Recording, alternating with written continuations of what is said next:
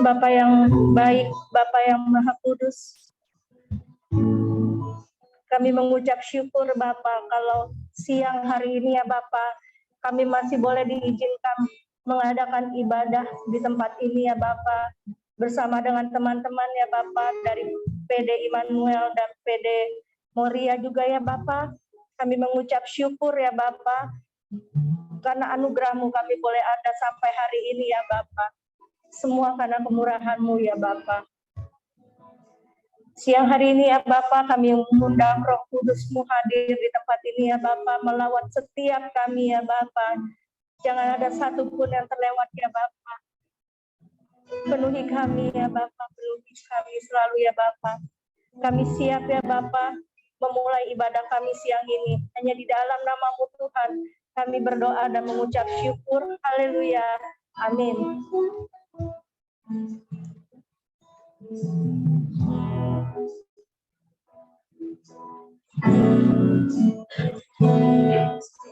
Roh Kudus, Kau hadir di sini.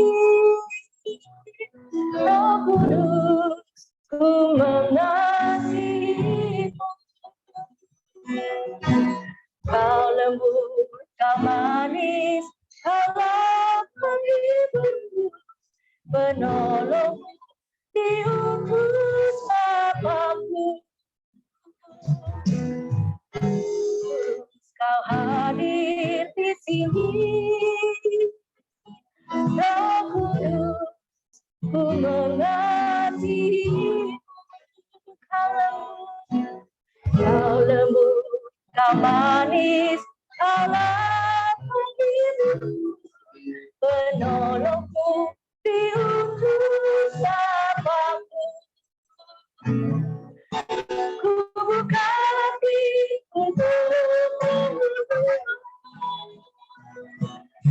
ku buka hati menyambut Yesus. Jangan datangi, penuhi kami dengan kuasa Allah tinggi. Kita katakan sekali lagi, Roh Kudus, Kau hadir di sini. Roh Kudus, Kau hadir di sini. Roh Kudus, kami mengasihi-Mu. Kudus, ku mengasihi-Mu.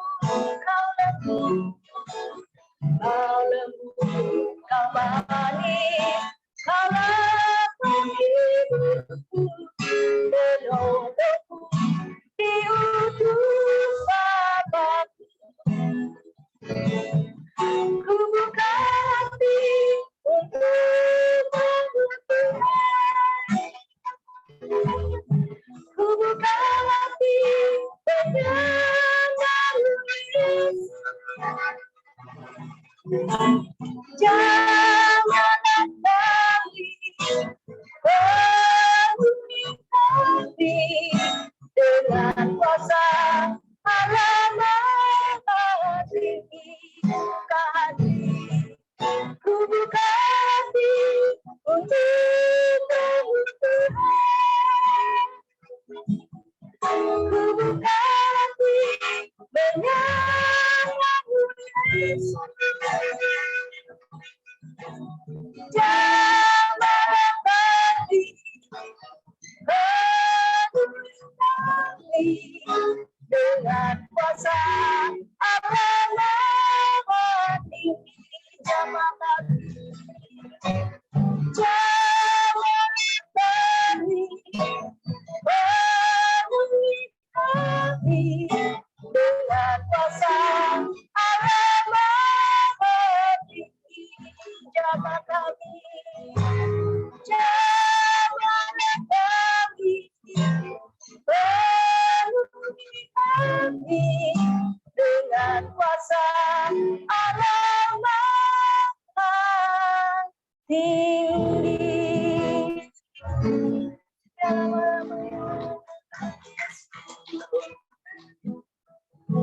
Mari ya Bapa, jamah kami ya Bapa, jamah setiap hati kami ya Bapa.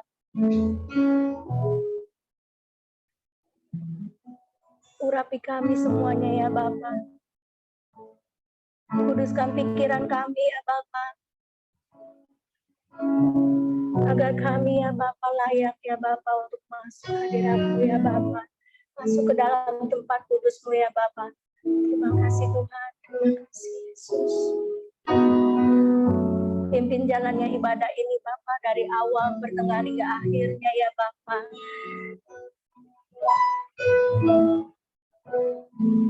Biar Roh Kudus-Mu yang beracara penuh di dalam ruangan ini ya Tuhan Yesus. Kau pakai ya Tuhan hamba-Mu yang akan menyampaikan isi hati-Mu ya Tuhan. Agar boleh memberkati kami semua yang hadir di tempat ini ya Bapa. Terima kasih Tuhan.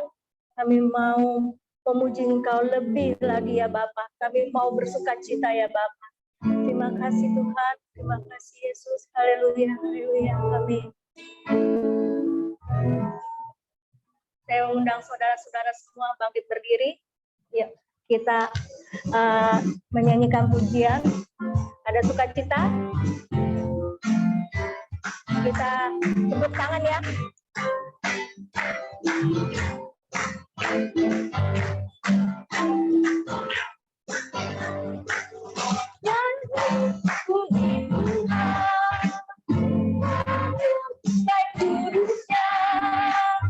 Di tempat ini Yesus sehari, kemuliaan Tuhan dikatakan sukacita.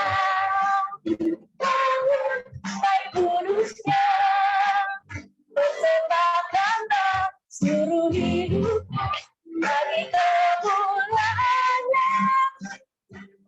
Katakan sekali lagi ya Tuhan.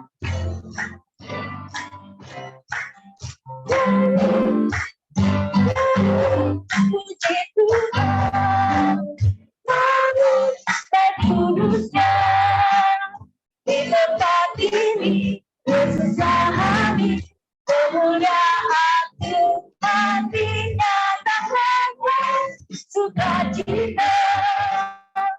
Namun baik kudusnya persembahkanlah seluruh hidupmu bagi kemuliaannya.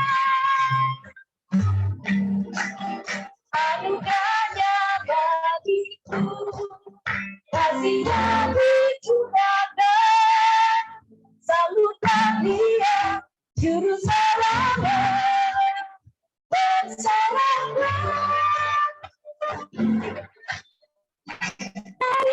Puji Tuhan, baik kudusnya di tempat ini Yesus sehari, kemuliaan Tuhan dinyatakan sukacita. Baik kudusnya persembahkanlah seluruh hidupmu bagi kemuliaannya. Anugerahnya bagiku, kasihnya dicurahkan, sambutlah Dia juru selamat bersama. Nyanyi puji Tuhan, namun baik kudusnya persembahkanlah seluruh hidupmu bagi kemuliaannya. Persembahkanlah seluruh hidupmu bagi kemuliaannya. Persembahkanlah seluruh hidupmu bagi kemuliaannya. Haleluya. Bapak Ibu, kita siapkan hati kita. Kita mau mendengarkan kebenaran firman Tuhan. Mari kita menyanyikan lagu Firman-Mu Berita bagi kami.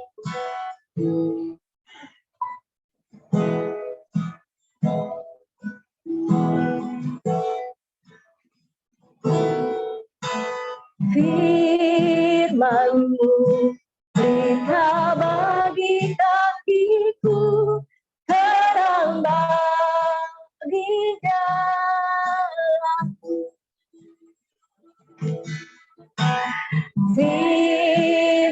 jalanmu, berita bagi kakiku, terang bagi jalanku.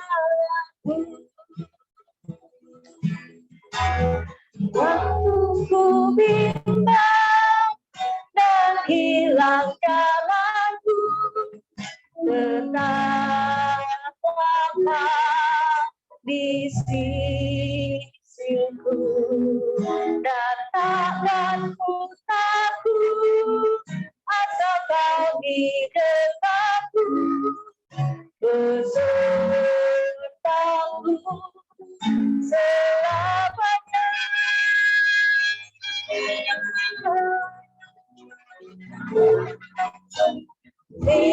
Firman-Mu berita bagi kakiku, terang bagi jalanku. Firman-Mu berita bagi kakiku, terang bagi jalanku. Waktu ku bimbang dan hilang jalanku, tetaplah kau di sisiku, dan takkan ku takut asal kau di dekatku, besertamu selamanya.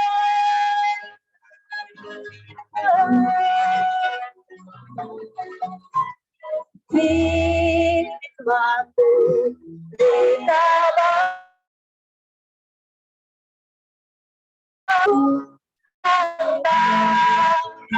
jalanku, terang bagi jalanku,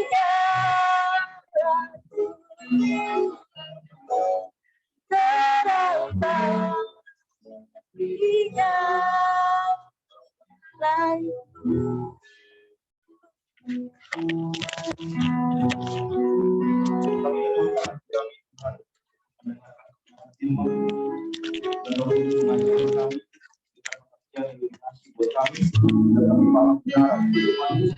Lebih daripada itu kami boleh kami serahkan untuk nama Yesus. Amin.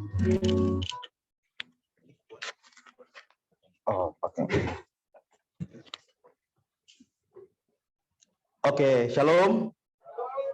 Selamat siang buat PD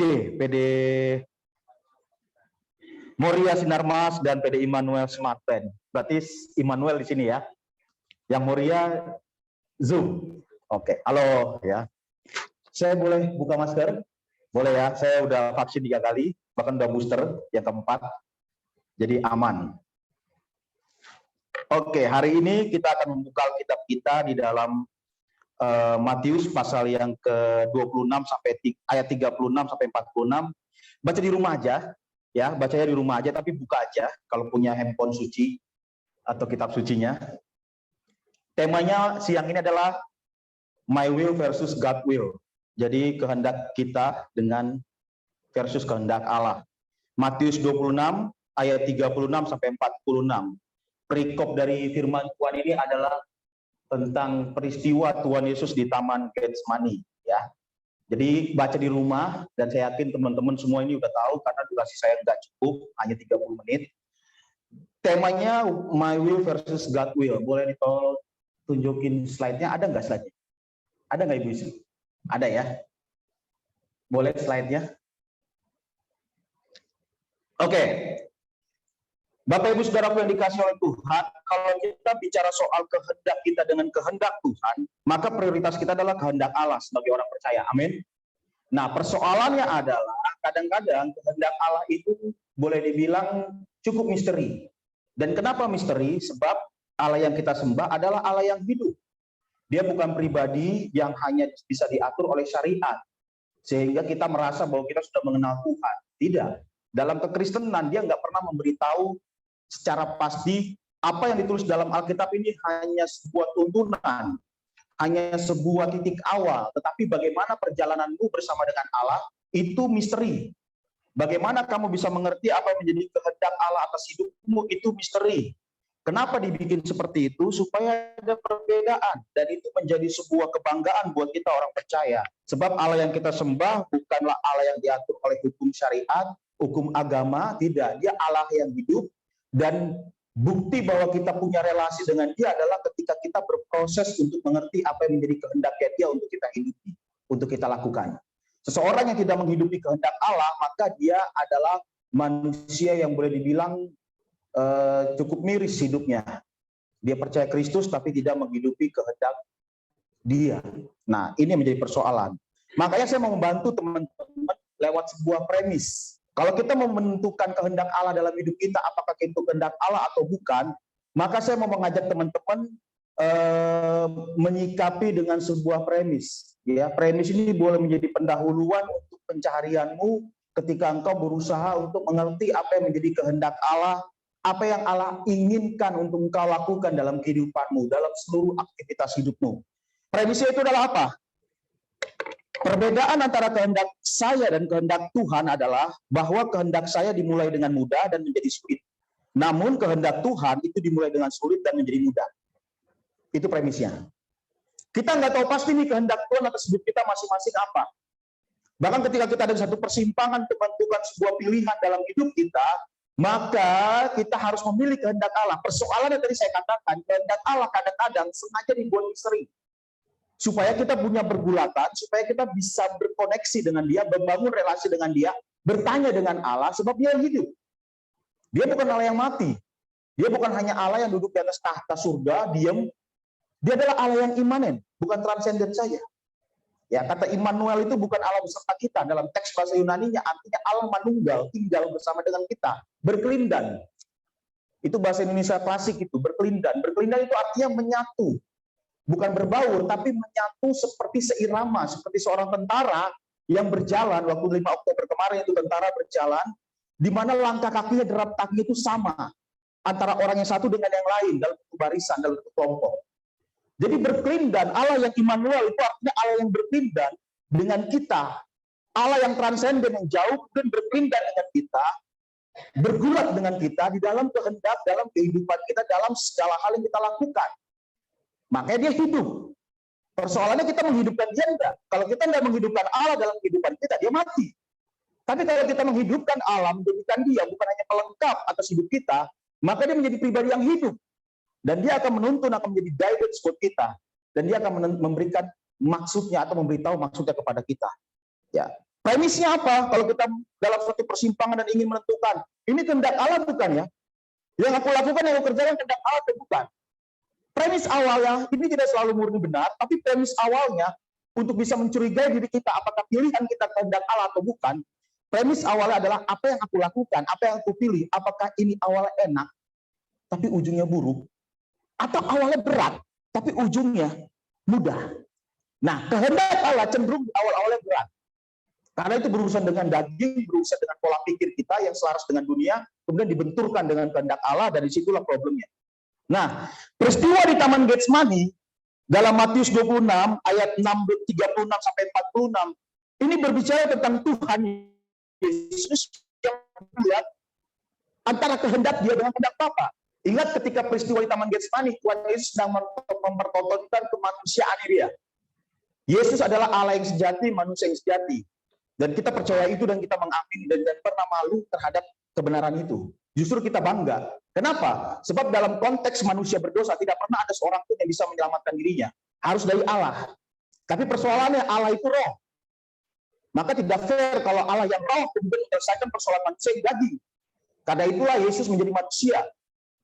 Roh Kudus bekerja dalam rahim Maria berupa manusia, lalu kemudian Dia menjadi manusia sejati dan juga Allah sejati bersamaan dengan itu. Di dalam kemanusiaan Kristus berkelindan juga keilahian Dia sebagai Allah. Jadi pribadi Kristus pribadi yang unik. Hanya Allah yang bisa menyelamatkan. Keilahian Yesus membenarkan itu. Membuktikan bahwa Dia bisa menyelamatkan manusia. Tapi harus manusia yang kena hukuman. Kemanusiaan Kristus membuktikan itu. Dia layak menerima hukuman lewat salib dan menyelesaikan dosa manusia. Jadi itulah keunikan kenapa Tuhan Yesus disebut Allah dan dia juga manusia sejati. Jadi jangan malu ya. Banyak orang Kristen ketika ditanya, kenapa nyembah manusia? Oh apa segala macam? Dia bingung jawabnya. Kenapa? Karena orang Kristen nggak mau belajar. Ingat, iman pengetahuan itu berbanding lurus dengan apa? Iman itu berbanding lurus dengan pengetahuan. Jadi jangan pernah tolak pengetahuan. Saya tidak suruh Anda untuk sekolah teologi, tetapi minimal curigai kekristenan saudara, supaya saudara bisa bertumbuh, progres, dan mengenal Tuhan. Dan pengenalan akan kehendak Allah itu berbanding lurus juga dengan pengetahuanmu akan Tuhan. Barang siapa yang malas baca Alkitab, barang siapa yang malas untuk mencari, mempersoalkan seperti seorang filsuf, dia mempersoalkan dunia ini apa segala macam, dia mulai bertanya kepada Allah. Kalau kita malas mempertanyakan itu, kita akan sulit mengenal kehendak Allah. Dan kekristenan kita itu diantar, boleh dibilang adalah abu-abu, suam-suam kuku. Tapi kalau kekristenan kita bertanya terus, kita pasti akan bertumbuh. Jadi bertanya atau mempertanyakan Allah bukan sebuah dosa, tapi itu bentuk pertumbuhan. Nah, Yesus ketika di Taman Getsemani, ini plotnya nih. Next. Ini plotnya. Yang pertama, Tuhan Yesus memahami tujuan hidupnya. Jadi waktu dia di Taman Getsemani, Tuhan Yesus memahami tujuan hidupnya. Kenapa dia harus bergumul pada waktu itu di Taman Getsemani? Yang kedua, itu konflik awalnya. Tuhan Yesus merasa sedih. Ini emosinya dia, perasaannya. Dia sedih dan gentar. Lalu klimaksnya, akibat perasaan dia, akibat emosinya dia itu, dia menjadi sangat ketakutan. Bahkan dalam Injil Lukas dikatakan peluhnya itu mengeluarkan titik-titik darah yang menetes ke tanah. Lalu kemudian apa yang terjadi? Dia tawar-menawar dengan Bapa di surga agar tidak mengalami penderitaan, yaitu salib. Lalu selanjutnya plotnya, pelarayan. Apa pelarayan? Tuhan Yesus berdoa dengan sungguh-sungguh sampai seorang malaikat dari langit menampakkan diri, memberikan kekuatan kepada Yesus. Jadi waktu Yesus bergumul, berdoa apa segala macam, belum dapat solusi dan Yesus belum memutuskan, malaikat dari surga turun, memberikan kekuatan. Itu uniknya kekristenan. Kadang-kadang kita berdoa kok kayak rasa lega ya, padahal belum ada solusi. Itulah kekuatan ilahi, kekuatan supranatural yang Allah berikan pada kita, sehingga kita mendapatkan kayak semacam kelegaan. Apalagi sekarang kan, saya melayani satu lembaga sekarang, saya terlibat beberapa belakangan ini, lembaga konseling Kristen, Puzzle of Life. Itu lembaga untuk menangani anak remaja sebenarnya. Tapi di dalamnya kita juga kasih ajar parenting, bagaimana orang tua menghadapi remaja. Bapak Ibu tahu, di daerah yang pedalaman sana, Kalimantan, waktu kami bikin acara parenting, ternyata di daerah pedalaman yang jalannya masih becek, ya, nggak ada ojek gitu. Ternyata punya kecenderungan untuk bunuh diri anaknya. Waktu kita tanya, kenapa kamu pengen bunuh diri? Ternyata dia stres, setiap hari harus berjalan 30 menit. Setiap hari, everyday ke sekolah. Itu bikin dia stres. Kenapa? Sebab ketika dia stres, kita gali lagi. Kita mulai bertanya, konseling sama dia. Kita tanya. Ternyata persoalan adalah karena dia melihat media sosial, lalu di media sosial itu ditunjukkan seperti ideal life-nya itu seperti apa sih anak seusia dia. Lalu dia benturkan dengan dirinya. Kok gue kayak nggak ideal ya? Seperti anak remaja yang lain. Stres akhirnya. Makanya satu sisi teknologi bagus, tapi sisi lain teknologi menciptakan manusia-manusia yang stres. Ya, apa yang di media sosial jangan terlalu percaya. Happy guys. Saya nggak terlalu yakin itu ya. Jadi Tuhan Yesus protes seperti itu, pelaraian. Dan terakhir penyelesaian, Tuhan Yesus akhirnya menaklukkan dirinya dan kehendaknya kepada Bapa dan kehendak Bapa. Puncaknya adalah Tuhan Yesus berkata, bukan kehendakku Bapa yang terjadi, tapi kehendakmu. Dan dia rela menerima. Dia mau menerima apa yang menjadi kehendak Bapa untuk dia kerjakan. Nah, next. Prosesnya. Ini Bapak Ibu.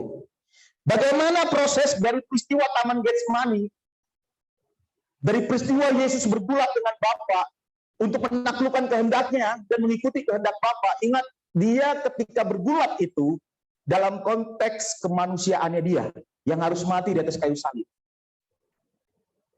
Jadi jangan Anda berpikir bahwa Tuhan Yesus tidak memiliki ketakutan. Tidak, dia justru menunjukkan hal yang sama. Makanya dia dianggap oleh kitab Ibrani ditulis, dia adalah perantara yang tepat, yang sejati. Dia adalah perantara yang tepat, karena dia mengerti apa menjadi kebutuhan kita. Dia mengerti apa menjadi persoalan kita sebagai manusia. Tidak pernah ada juru selamat di kolong langit ini yang seperti Kristus. Dia mempertontonkan satu pribadi yang unik. Nah, waktu di Taman Getsemani, dia bergulat. Apa yang menjadi kehendak Bapa untuk dia lakukan, tapi bersama dengan itu ketakutan.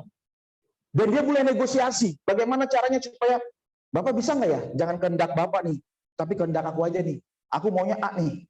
Tapi Bapak bilang, nggak bisa, kamu cek.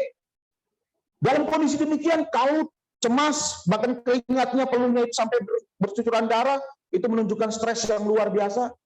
Sebuah artikel dalam ilmu kedokteran menunjukkan bahwa peristiwa Yesus mengeluarkan darah waktu di Taman Getsemani itu dianggap seperti orang yang tingkat stresnya itu sangat-sangat tinggi sampai pembuluh darahnya itu pecah katanya. Makanya dia peluhnya mengeluarkan darah. Nah, prosesnya bagaimana sampai Yesus bisa menaklukkan kehendaknya dan kemudian dia bisa mengerti kehendak Allah dan akhirnya berpihak kepada kehendak Bapa dan memilih kehendak Bapa. Yang pertama adalah berdoa. Berdoa kepada Allah untuk menguji mana kehendak Allah atau kehendak diri sendiri. Berdoa bukan ketika engkau masuk ruangan saja seperti Tuhan Yesus bilang. Tahu nggak waktu Tuhan Yesus bilang masuklah ke dalam ruangan, kunci rapat, berdoa. Itu bukan berarti engkau praktekkan masuk ruangan supaya nggak dilihat orang gitu. Lalu kita bangga, oh kita nggak seperti yang lain tuh ibadah di tempat jalanan apa segala macam. Bukan begitu maksud Tuhan Yesus. Ketika Tuhan Yesus berkata masuk ke kamar, kunci apa segala macam, itu bicara bahwa private. Sebuah relasi yang private antara engkau dengan Bapa. Ketika engkau berdoa itu private, artinya apa?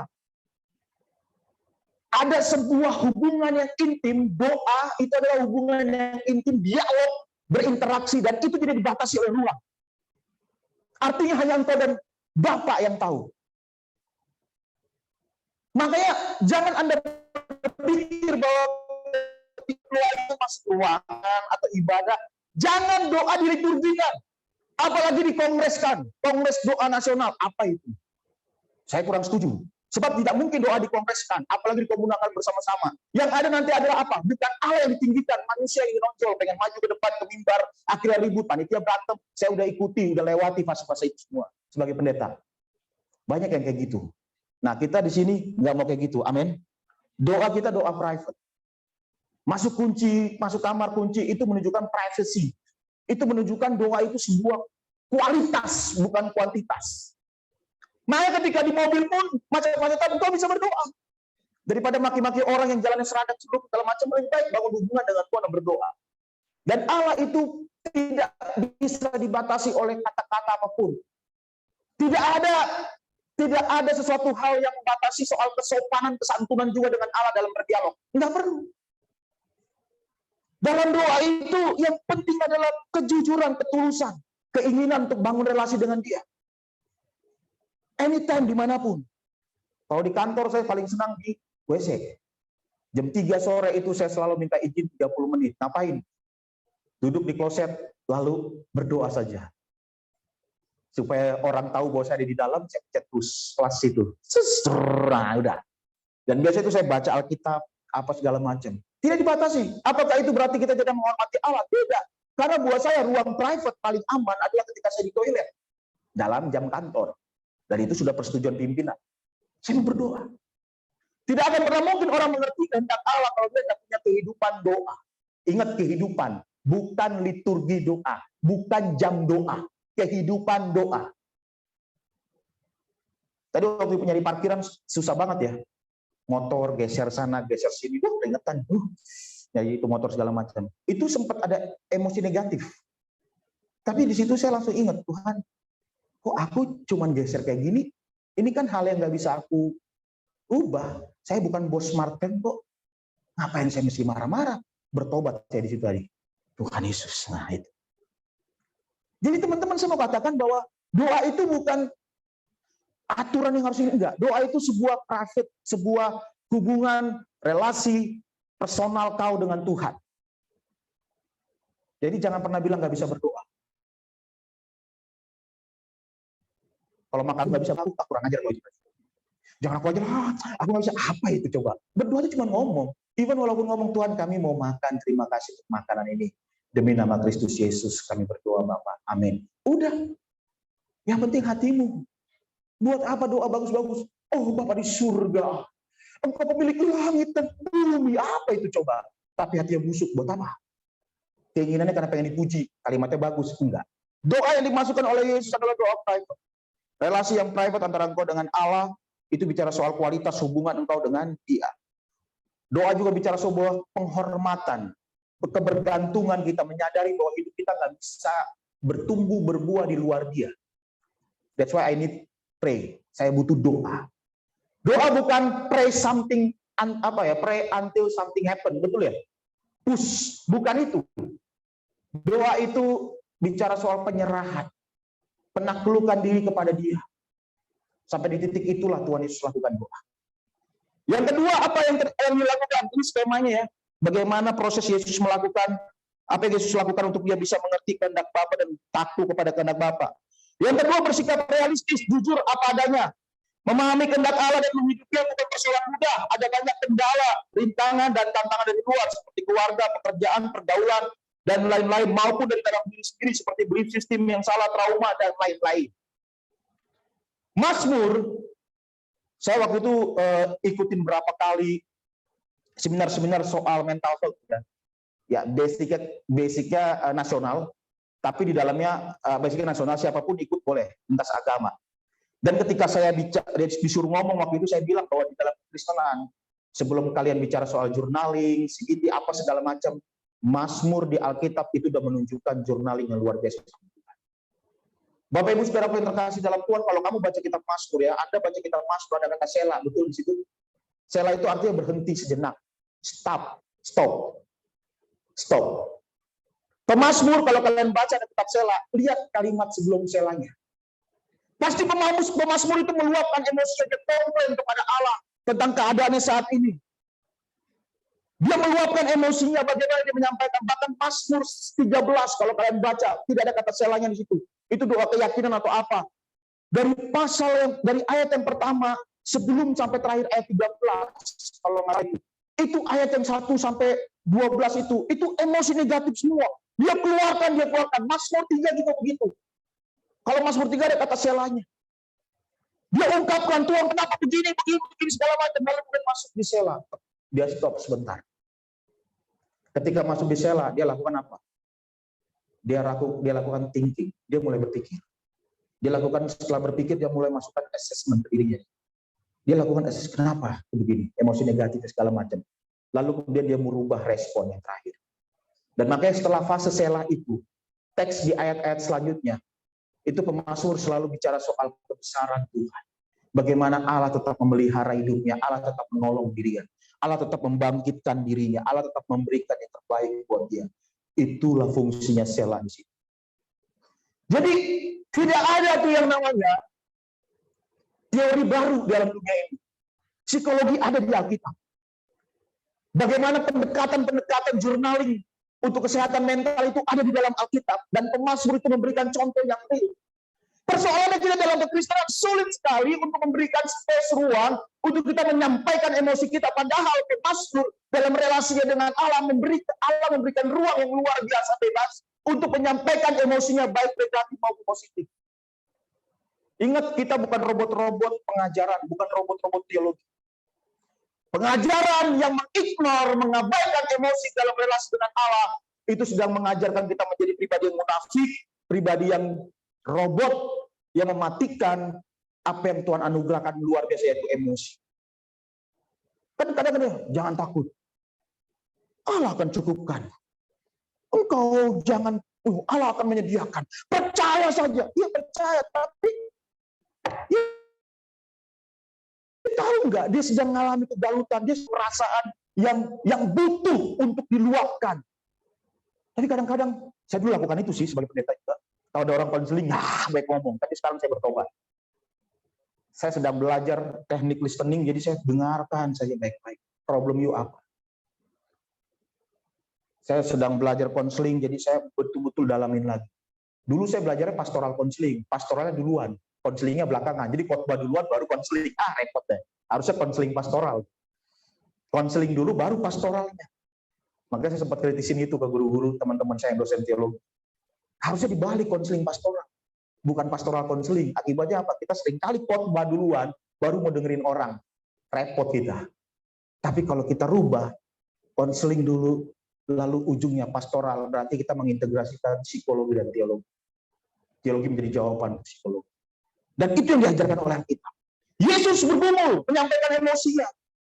Waktu dia bergulat, Bapa kalau bisa, bukan kehendakmu yang jadi kehendakmu.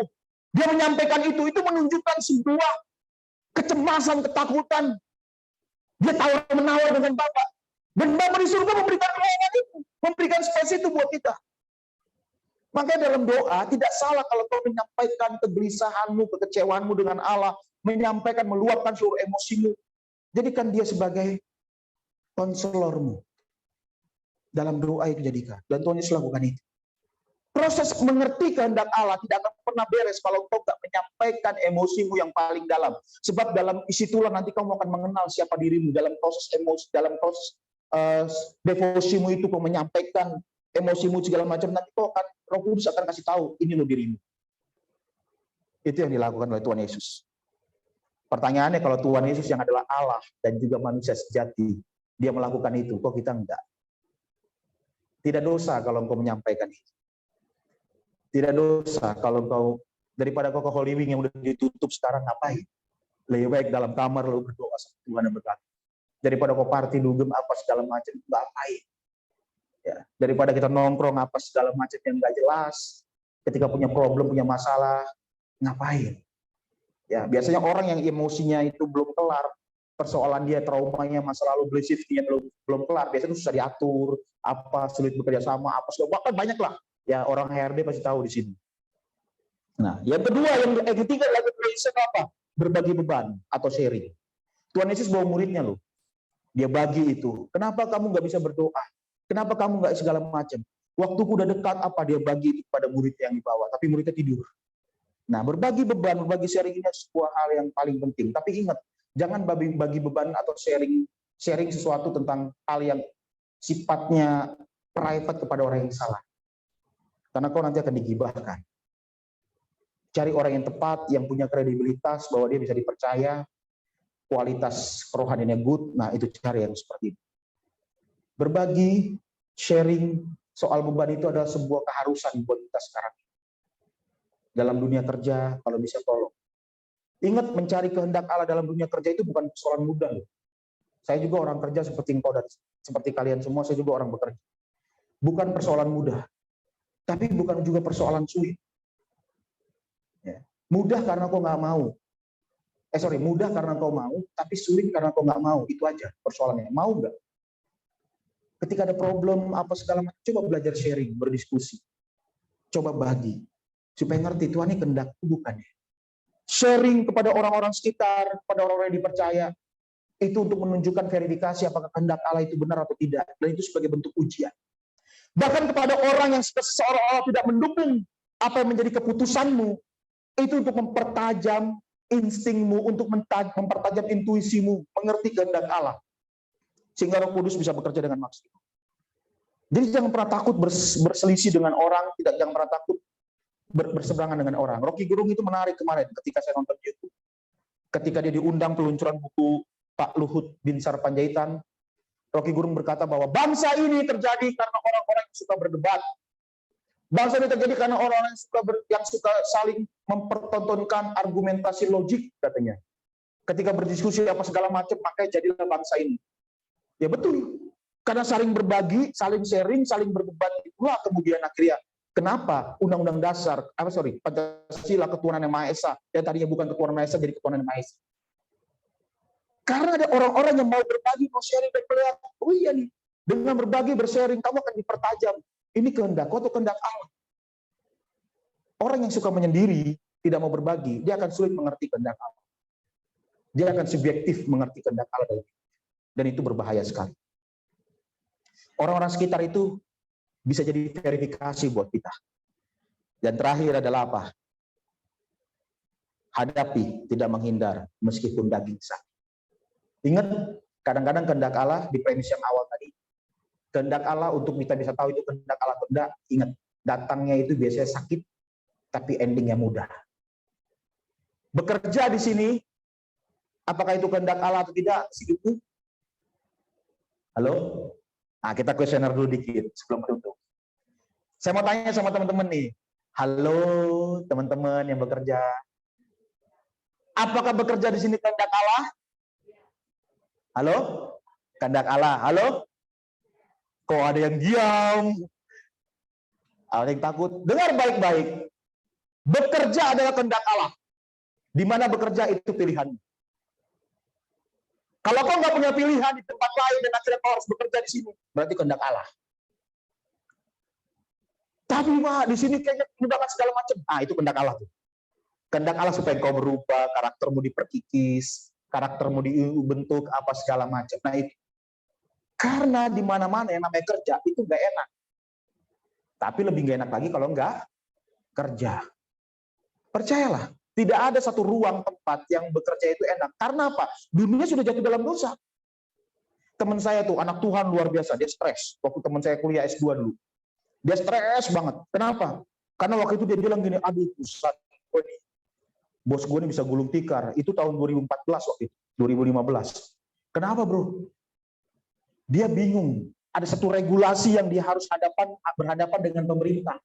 Dan ketika birokrasinya itu minta maaf, Indonesia, saya harus terang-terangan ngomong. Kadang-kadang Indonesia kan harus sogok menjawab, betul atau salah? Betul. Saya nggak takut ngomong ini. Itu fakta. Memang regulasinya tidak ada, sogok menjawab tidak ada, tapi manusia di dalamnya. Sangat dark manusia di dalamnya. Yang kadang-kadang yang sulit jadi susah, yang susah jadi sulit, apa segala macam. Aduh, itu nggak bisa dipungkiri. Nah, teman saya ini, karena dia adalah anak Tuhan luar biasa yang dipercayakan oleh bosnya waktu itu untuk memimpin satu perusahaan ini. Dia tidak mau kompromi, tapi dia stres. Gimana caranya? Sampai akhirnya dia merugi. 3 bulan awal dia merugi. Dan itu dimaki-maki sama bosnya apa segala macam. Dan solusinya adalah apa? Harus PHK karyawannya. Dan dia ngobrol sama saya waktu itu pas kuliah etika Kristen. Dan saya bilang begini, kenapa nggak kau bayar? Ika gila kau digituin saya. Dia orang Chinese Medan, dia bilang, kok gila kau bang? Kenapa gila? Saya bilang, kalau saya suap, saya kompromi sama dosa dong. Iya, emang salah. Nah, terus sebelum 3 bulan terakhir ini, kau udah coba gol berapa tahun? Setahun kan? Iya. Nggak bisa kan? Nggak bisa. Lalu kemudian deadline-nya udah selesai dan udah lewat 3 bulan. Setahun kamu dikasih waktu, itu nggak gol-gol. Sekarang udah lewat 1 tahun, 3 bulan. Deadline-nya itu untuk urus itu, nggak kelar-kelar. Kenapa? Karena masalah ini kan? Iya. Ya udah kasih. Saya dibilang ini, kok gila ya? Kok S1 teologi, S2 teologi kok kayak begitu pemikiran? Saya realistis bang, saya bilang gitu. Saya realistis kok, saya bilang. Kenapa kau bilang gitu bang? Bangsa kita ini kalau nggak begitu nggak bisa. Kita kan nggak mau, tapi kita diharuskan. Ketika diharuskan, ya mau nggak mau bayar. Kalau kita nggak bayar, pilihanmu adalah PHK. 30 orang yang kau PHK, 100 orang yang kau PHK. Itu bukan 30-100 kepala, tapi ada kepala yang ikut, keluarga mereka. Kau bisa bertanggungjawabkan nggak? Mana nuranimu lebih berat? Menyelesaikan, membuat 30 orang dan 100 orang ini kemudian berhenti, selesai mata pencariannya dan keluarga yang lainnya juga mengikuti, nanti pada akhirnya sulit akan dapat makan, dibandingkan kau puaskan ego 1 orang ini yang birokrasi ini. Saya bilang, salah. Tapi setelah itu kau minta ampun. Itu bukan maumu Tuhan. Bilang sama Tuhan, itu bukan mau. Kasih udah. Dan saya bilang, kau bukan suap. Kau sedang dirampok. Dan perampoknya dia tuh. Bapak Ibu, belum pernah dengar gini kan? Nah itu. Negara kita tuh nggak bisa. Mau kata birokrasi apalah ya yang Pak Jokowi itu. Saya salut dengan Pak Jokowi, tapi nggak bisa. Apalagi DKI Jakarta. Saya laporan, malah saya yang dilaporin balik. Saya lapor cuma jalan di tendean, apa segala macam. Itu setengah mati jalanan, apa segala macam. Bapak Ibu, saya kalau pulang ke tendean, kalau waktu hujan, saya was-was. Karena apa? Nggak ada jalur saya masuk ke Jalan Bangkaraya. Semua banjir sekitarnya. Dan kadang-kadang saya harus nongkrong. Saya dari Ratu Plaza waktu itu pernah jemput istri. Mau balik ke Bangkaraya. Biasanya itu paling telat kalau macet 30 menit. Tiba-tiba dari setengah 6, itu sampai jam setengah 12. Bahkan hari berikutnya sampai jam 1. Nungguin di pompa dulu. Dan itu benar-benar bikin saya frustasi. Saya bilang gila Tuhan. Jadi ya udah. Nah ketika menghadapi kayak begitu tuh, kehendak Allah bukan. Kelihatannya bukan kehendak Allah. Ya betul, memang bukan kehendak Allah waktu kita ngobrol, waktu kita suap kayak gitu. Tapi persoalannya kalau kita lakukan company nggak berjalan, perusahaan nggak jalan, nggak running. Dan kita harus mengorbankan antara 1 orang atau 30 karyawan kita. Dan orang keluar atau keluarga yang ikutin. Kalau saya jadi bos, saya akan pilih, oke, aku aja Tuhan yang nanggung, gak apa-apa. Aku bayar nih orang. Aku puasin egonya dia. Udah, gue suap, udah gak apa-apa. Biar ini keluar, kebijakan aturan ini keluar, urus izin ini keluar, kita bisa running. Dan 30 orang ini gak perlu bicara. Tuhan, engkau tahu hatiku, aku gak mau nyogok, nyuap. Tapi engkau tahu orang ini memaksa aku harus begini, karena aku harus korbankan berapa kepala, dan aku nggak memilih 30 kepala itu. Aku lebih pilih engkau, lebih pilih mereka. Ampuni aku Tuhan. Itu. Dan itu nggak bisa diambil keputusan itu kalau engkau nggak punya koneksi dengan Tuhan, nggak punya pemahaman dengan Tuhan, nggak punya kebijakan dengan Tuhan. Ada hal-hal di mana engkau kadang-kadang harus nabrak seolah-olah itu tidak sesuai dengan firman. Tapi sebenarnya itu kehendak Allah. Ingat ya, tidak sesuai dengan firman tertulis, tapi kadang-kadang itu yang maunya Allah. Itu maunya Allah. Firman tertulis ini cuma guidance, tapi ada hal-hal yang di dalamnya, dalam kehidupan kita, itu nggak tertulis di sini, tapi kita bisa perdebatkan dengan Allah. Dan akhirnya, ya Tuhan, aku mau, aku pilih. Bapak Ibu, memilih kehendak Allah bukan persoalan mudah. Lakukan hal ini. Ini skema bagaimana Tuhan Yesus menaklukkan diri dan kepada kehendak Allah. Yang pertama berdoa, bersikap realistis jujur. Nah ini yang tadi saya katakan. Saya ajarin si kokonya itu, yang orang Medan, Chinese Medan itu, yang pimpinan perusahaan untuk bersikap realistis jujur. Lalu kemudian berbagi beban. Dia bagi sama saya. Dia kelas waktu itu, lagi ngopi-ngopi, sambil ngopi, lagi break. Kita cerita-cerita. Lalu hadapi. Walaupun sakit, dia sakit. Karena dia ngerasa bahwa nggak harusnya nggak begini, tapi dia akan ya udah sakit. Tapi setelah itu tahu nggak apa? Selang berikutnya izinnya keluar, dia bilang sama saya gini, wah bang, bosku senang dan karyawan akhirnya lega. Mereka bilang terima kasih nggak jadi kita PHK. Terus sekarang udah running. Saya bilang izin batu bara, akhirnya saya buka lagi perusahaannya. Izin tambang itu kayak gitu nggak akan mungkin bisa ini. Betul ya, Bu ya? Nggak bisa. Itulah pentingnya untuk mengerti kehendak. Ya, saya berdoa supaya setiap teman-teman di sini bergulat seperti Yakub yang bergulat, ketemu dengan Allah, dipotong pangkal pocoknya, lalu namanya dirubah menjadi Israel. Pertanyaan saya, waktu namanya Yakub itu artinya apa? Penipu. Dirubah jadi nama Israel. Waktu dia dirubah jadi nama Israel, langsung berubah ya statusnya, apa perilakunya dia? Enggak, setelah itu kan masih jahat juga tuh. Dia ketemu abangnya Esau, dia korbanin tuh. Pertama dikasih harta apa, sampai anak istrinya dikorbanin. Dia takut kalau dia dibunuh, dia udah insecure. Tuh lihat tuh. Untuk mengerti kehendak Allah itu bukan perkara mudah. Meskipun engkau punya momentum, Tuhan, kau ikut KKR berdoa, ditaklukkan segala macam, terima Tuhan Yesus, wah segala macam kok. Kalau yang Pentakosta ada bahasa rohnya, nah itu bukan jaminan kau mengerti kehendak Allah. Karena kehendak Allah itu proses peristiwa hidup sehari-hari.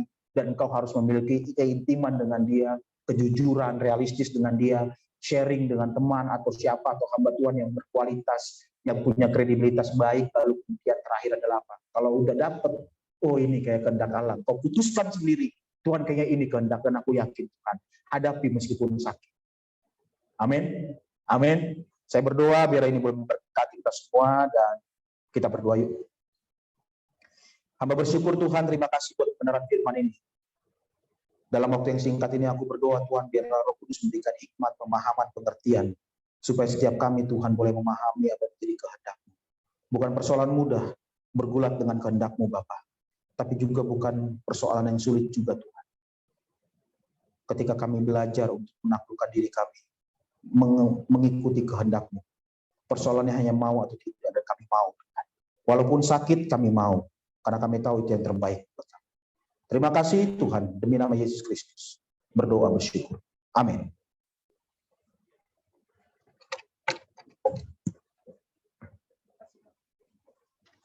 Terima kasih atas firman yang disampaikan oleh kita berupa. Kita akan berdoa sama dan mengendangan dari atas Marco berdoa sama. Akan ditutup dengan doa berkat.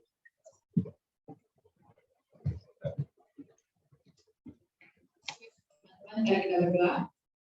Tuhan, terima kasih firman-Mu hari ini.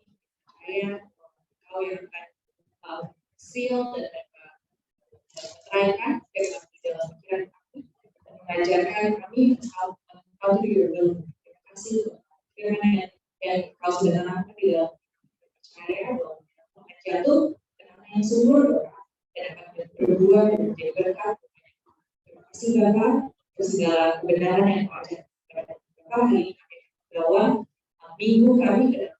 Terima kasih untuk pimpinanmu dari hari Senin sampai sekarang hari Jumat. Kami percaya kami akan masuk sabar dan hari Minggu untuk mulai melayani Engkau semua yang Bapak, kami juga berdoa untuk setiap dari Smart Friend yang sedang melakukan pekerjaannya dan sedang bergumul, sedang berjalan bersama Engkau Bapak di dalam setiap langkahnya. Kami percaya bahwa dengan kasih sukacita damai sejahtera, kesabaran, kemurahan, kesetiaan dan kekuasaan diri. Kami percaya bahwa pimpin setiap kami, berikan kami wisdom, understanding, knowledge, lakukan semua yang mau seperti yang tadi Pak juga percaya bahwa pimpin kami untuk bisa mengetahui your will dan your will di dalam dan kami juga berdoa Bapak percaya bahwa Kau adalah Tuhan pimpinan kami yang tinggi dan Kau adalah penentukan malaikat neraka Bapak tidak menimpa kami dan Tuhan tidak akan dekat pada sebab malaikat-malaikat Kau sudah diberitakan kepada kami menjaga kami di dalam setiap jalan. Mereka akan menantang kami di dalam semangatnya supaya kami tidak terjatuh sehingga ada Tuhan itu akan kami langkahi dan Kau jangan anak sehingga sungguh hati kami Bapak melekat pada Kau dan Engkau akan melupakan kami dan membentengi kami sebab Engkau mengenal nama dan kami berseru kepada Engkau dan Engkau akan menjawab dan Engkau akan menyertai kami menyesatkan dan meluluhkan kami dan terima kasih Bapak untuk firman-Nya kepada kami. Kami percaya bahwa di setiap langkah kami dipersiapkan juga Kau yang membawa kami menjadi pemimpin dan untuk perusahaan kami juga semakin board director, commissioner, setiap shareholder, internal dan external stakeholder juga kami percaya bahwa kalian belum setiap target yang sudah dinyatakan, achieve dan buat hal-hal yang akan dilakukan, buatnya menjadi sesuatu yang successful.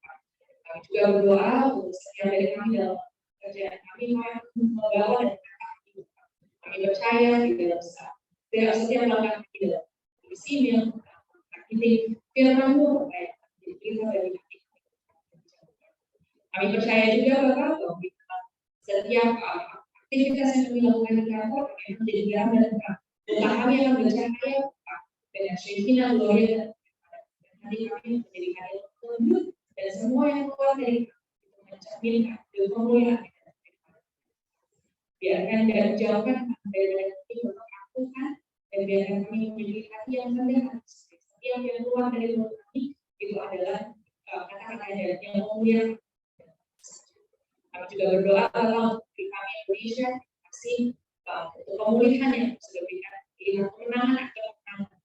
Dan kami percaya sebagai negeri ini yang melihat kemuliaan Kau menjadi berkat akan tercurah dan orang-orang akan melihat kebesaran Bapa di dalam hidup setiap. Saya juga akan melindungi kami dengan curahan dan darah dari Yesus supaya tidak ada sakit penyakit di dalam kami, di dalam setiap anggota keluarga kami, dan kalau saya ada sakit, ada kesembuhan sempurna. Terima kasih Bapak, kami serahkan semuanya ke dalam aku, segala rencana kami, segala keuangan kami, pekerjaan kami, Bapak, all our worries and anxieties, kami percaya semua. Bagi mula segala kemuliaan dan kehormatan.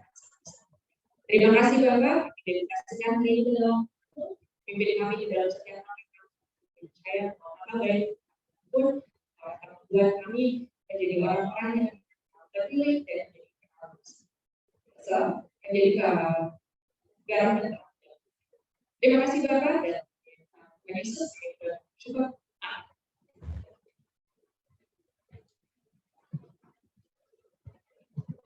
Sebelum kami menerima berkat buat Sinar Masjid Tuhan setiap kami yang ada di rumah. Sinar Masjid Bapak kami Tuhan dan Yesus, terima kasih kepada setiap usaha yang ada di Tuhan yang telah menghidupi banyak manusia di Indonesia, yang telah menghidupi banyak keluarga di Indonesia. Terima kasih. Satu hal yang hamba Tuhan sebagai hamba Tuhan kita, biarlah terus Tuhan Allah kau pakai sebagai setiap mampu dan di setiap apa yang Tuhan maksud. Biar melalui mereka Allah Tuhan semua kebijakan boleh berpihak kepada Kristus. Hamba berdoa di dalam hati Tuhan setiap hikmat setiap hati sehingga mereka boleh berjalan, boleh mendapatkan tujuan sehingga berhasil dan setiap usaha dari Tuhan. Terima kasih Bapak. Sebelum kami kembali biar akhirnya Tuhan saudara-saudara dikasih oleh Kristus saat ini terima berkat dan berkat cinta dan kasih daripada Tuhan kita Yesus Kristus, bahkan pendampingan hikmat Tuhan daripada Roh Kudus akan menaungi mulai dari saat sekarang sampai selamanya. Kami terima berkat ini Tuhan. Haleluya. Amin. Terima kasih Tuhan.